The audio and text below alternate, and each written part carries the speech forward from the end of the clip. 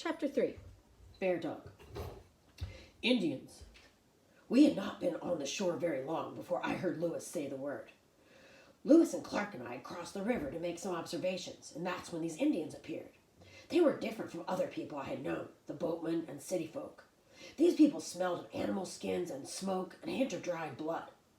I didn't sense that Lewis or Clark were concerned, so I wasn't. The Indians seemed friendly enough. Lewis talked to them. It wasn't until later that I realized Lewis gave the same talk to every group of Indians we met. He talked about the Great White Father in Washington. The Indians listened patiently as one of the English-speaking Indians translated. Lewis used hand motions to help. As he talked on, it became obvious to me that the Indians were not interested in Lewis or what he was saying. They were staring at me. Finally, Lewis realized what was going on, and he invited the Indians to take a closer look. They gathered around, and they touched me, and they whispered about me, and they acted like they'd never seen a dog before. Then I noticed an Indian dog standing to the side. I took one look at that animal and realized why they were so interested in me. That dog could not have been more than 20 pounds. Newfoundlands can weigh up to 150 pounds, and I'm a large Newfoundland. If that scrawny dog was the only dog they had seen, then I was a strange sight indeed. Bear, one of the English-speaking Indians said, and I looked up. He was pointing at me. Dog, Lewis replied patiently. The Indian looked at his own dog, and he looked back at me.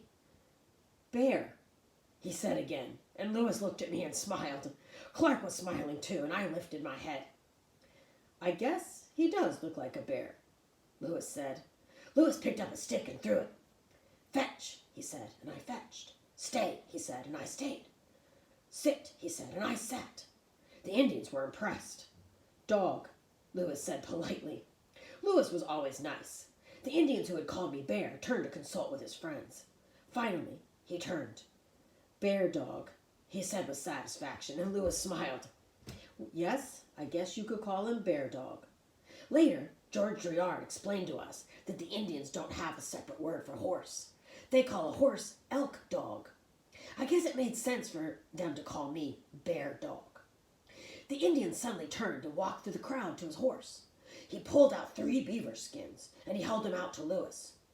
For Bear Dog, he said. It wasn't often that I saw Lewis surprised, but he was then. I took a step closer to Lewis. Lewis looked at the Indian square in the eye and said, No trade, Bear Dog special. As we rode back to camp in the boat, Lewis said to me, 3 beaver skins, can you believe that? No, I could not. The idea that Lewis and I would ever separate was unthinkable. Not many dogs and men fit together like Lewis and I.